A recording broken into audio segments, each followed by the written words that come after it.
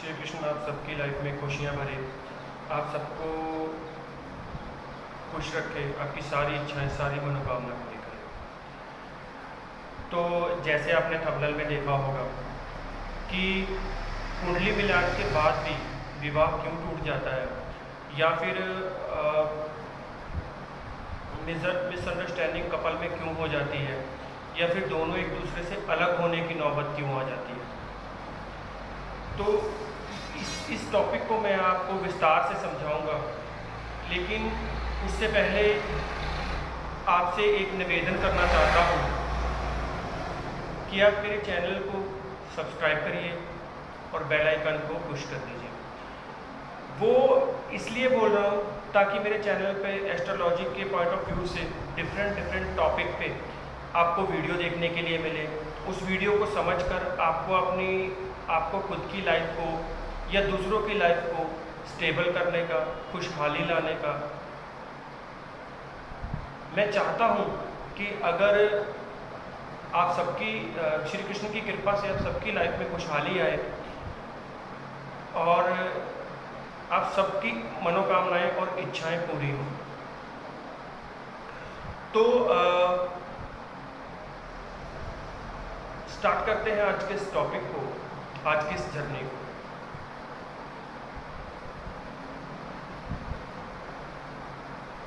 तो जैसे आपने देखा होगा कि कुछ कपल आपने देखे होंगे कि मैरिज के साल बाद, मैरिज के 2 साल बाद, मैरिज के 3 साल बाद चीज़ें आपको बिखरती हुई नज़र आई होंगी। आपने भी अपने गली मोहल्ले में, आपने अपने रिश्तेदारी में, अपने नॉलेज में कहीं ना कहीं आपने ये चीज़ ज़रूर देखी होगी कि भाई फलाने का डिवोर्स हो गया, या उनकी बहुत अच्छी मैरिज हुई थी, कुंडली मिलान भी हुआ था, उसके बाद भी मैरिज में डिस्टर्बेंस आ गई और मैरिज जो है वो डिवोर्स के कगार पर पहुंच गई। तो उसके लिए क्या होता है कि आप लोग, हम लोग सब कुंडली एक एस्ट्रोलॉजर के पास ले जाते हैं और एस्ट्रोलॉजर आपकी कुंडली को देखकर कह देते हैं भाई 36 में से 25 गुण मिल गए, अब लड़का और लड़की विवाह के लिए आगे बढ़ सकते हैं। वो आगे बढ़ते भी हैं, लेकिन आप देखते हैं कि विवाह के 1 साल बाद, 2 साल बाद, 3 साल बाद भाई दोनों का नेचर ही मैच नहीं हुआ, भाई दोनों ने एक दूसरे को सपोर्ट ही नहीं किया। उदाहरण के तौर पर लड़की साथ में रहना चाहती है लेकिन लड़का नहीं रहना चाहता, वहीं पर अगर लड़का रहना चाहता है तो लड़की नहीं रहना चाहती। इसका क्या कारण है भाई? माँ बाप भी इस चीज़ से परेशान होते हैं, भाई बंधु भी इस चीज़ से परेशान होते हैं। तो आज मैं आपको सिंपल लफ्ज़ों में ये बताऊंगा कि आपको कुंडली मिलाने से पहले आपको एक चीज़ ज़रूर देखनी चाहिए कुंडली मिलाते समय, कि आपको आपके विवाह का प्लैनेट देखना है। जेमिनी एस्ट्रोलॉजी में प्लैनेट को कैटेगरी में नापा जाता है। उदाहरण के तौर पे जैसे कोई भी प्लैनेट हुआ तो वो लोग सबसे हाईएस्ट डिग्री के प्लैनेट को, ऋषि, हमारे विद्वान, वो देखते हैं कि सबसे हाईएस्ट डिग्री का प्लैनेट जो होता है उसको वो आत्मा कारक की पदवी देते हैं, उससे कम वाले को अमर्त्य कारक की, और सबसे लोएस्ट डिग्री वाले प्लैनेट को आपके तारा कारक की, यानी कि विवाह के प्लैनेट की संख्या या उसको पदवी दी जाती है कि हाँ भाई ये फलाने का विवाह का प्लैनेट है। अब आप कैसे पहचानेंगे? आजकल तो सॉफ्टवेयर आते हैं फ्री वाले, आप खुद डाउनलोड करिए और अपनी जन्म पत्रिका की डेट ऑफ बर्थ टाइम डालकर आप ये स्वयं देख लीजिए कि आपकी कुंडली का तारा कारक कौन है।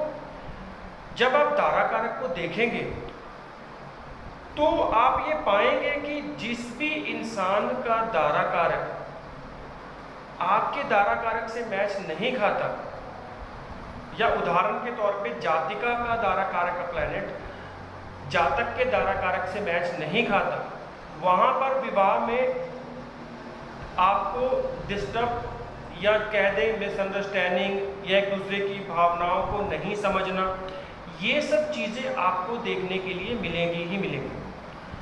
दूसरा, जब हम इस चीज़ को देखते हैं कि आप लोग जब इस चीज़ को देखेंगे और दोनों के दारा कारक प्लैनेट को मैच करके चलेंगे तो आप ये पाएंगे कि दोनों एक दूसरे की फीलिंग को समझने में समर्थ हैं।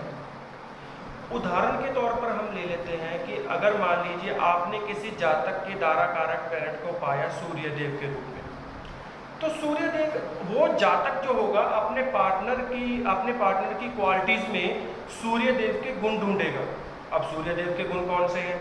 जैसे कि अथॉरिटी, पावर, बॉसेस, अग्रेशन, आगे होके लीड करने वाला, एक अच्छी चीज़ों को मैनेजमेंट करने वाला, उसकी भाई क्षमता है, भाई दिल की इच्छा है, उसको ऐसा पार्टनर चाहिए जो आगे आके सब कुछ हैंडल कर ले।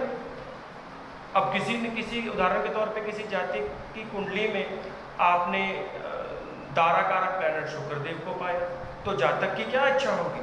जातक की इच्छा होगी उसको पार्टनर मिले घूमने वाला, फिरने वाला, लग्जरी, खुशियाँ, रोमांस, जो शुक्रदेव के कारक, जिन चीज़ों के प्लैनेट कारक होता है। उदाहरण के तौर पे मैं आपको देता हूँ, आप मुझे कमेंट सेक्शन में बताइए, आप सॉफ्टवेयर में डालिए और आप अपने दारा कारक प्लैनेट को देखिए। जो आपका दारा कारक प्लैनेट निकल के आएगा, आपकी वही चित्त की, आपके मन की इच्छा होगी कि ऐसा ही पार्टनर मुझे मिले। उदाहरण के तौर पे आपको अगर आप दारा कारक प्लैनेट पाते हैं मंगल देव, तो आप ऐसा कहेंगे, आपके दिल की ये इच्छा होगी कि मुझे एक ऐसा पार्टनर मिले जो आगे आके प्रोटेक्ट करे, चीज़ों को संभाले, अग्रेशन हो, गुस्से वाला हो, दूसरे से फट से जवाब मांगे, आप ऐसे पार्टनर की कामना करेंगे।